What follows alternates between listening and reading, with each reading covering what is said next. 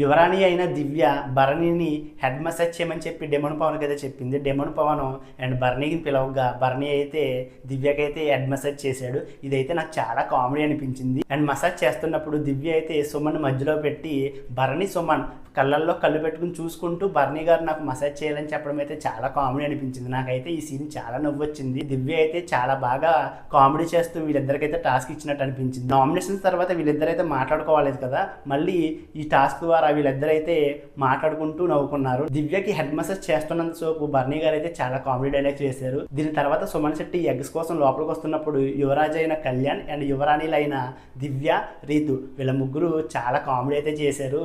And Suman శెట్టికి అయితే చాలా కోపం వచ్చేసి సీరియస్గా మాట్లాడటం అయితే జరిగింది. ఇది కూడా చాలా కామెడీ అనిపించింది నాకైతే. సుమన్ శెట్టి కూడా కామెడీగానే మాట్లాడే కానీ చాలా నవ్వు వచ్చింది. నిన్న జరిగిన టాస్కుల్లో ఫుల్ ఎంటర్టైన్మెంట్గా ఉంది అండ్ టాస్కులు కూడా చాలా చక్కగా ఆడారు. నాకైతే దివ్య భరణి సుమన్ వీళ్ళ ముగ్గురు కామెడీ అయితే చాలా బాగా నచ్చింది అబ్బా. హెడ్ మసాజ్ తర్వాత సుమన్ శెట్టి ఎగ్ కోసం వచ్చినప్పుడు కూడా నాకు ఆ సీన్ కూడా చాలా కామెడీ అనిపించింది. అండ్ నిన్న జరిగిన ఈ కామెడీ సీన్స్లో మీకు ఏ కామెడీ సీన్ బాగా నచ్చిందో వీడియోని లైక్ చేసి మీ అభిప్రాయాన్ని కామెంట్ చేయండి.